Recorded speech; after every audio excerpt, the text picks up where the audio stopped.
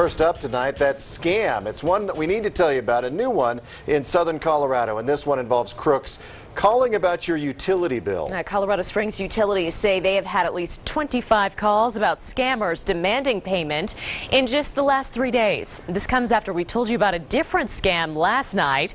Police say this man pretended to be a Best Buy employee in Colorado Springs and took off with a customer's cash, $1,200 of it. We've learned the suspect's done the same thing in Texas. Springs police are now working on an arrest warrant. KRDO News Channel 13's Greg Miller has this Target 13 alert to keep your money safe. Yeah, Heather, you can blame technology or cover stories, the clever cover stories, but this latest scam that we're talking about tonight is prying on customers of Colorado Springs utilities. It's one in a series of scams you just mentioned that we've seen in just the last few days.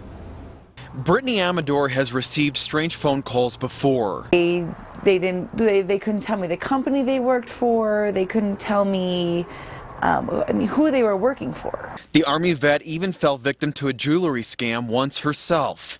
So when she heard about this latest scam, where a caller demands utilities customers pay their bills with a prepaid credit card, she immediately saw red flags. No, I would not trust that at all. Not at all. Colorado Springs utilities would never ask a customer to pay with a prepaid calling card.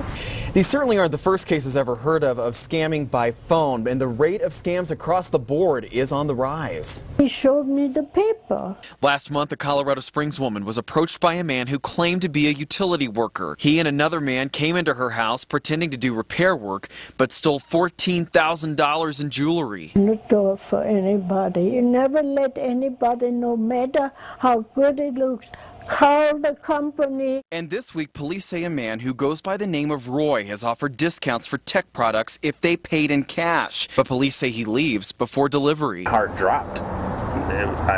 It was a sick feeling. I already kind of had a feeling. The scheme is now being investigated in 2 states. So how do you stop from falling victim? If they're very consistent, if they're just trying nonstop with you, that's a scam. And as the saying goes, if it's too good to be true, it probably is.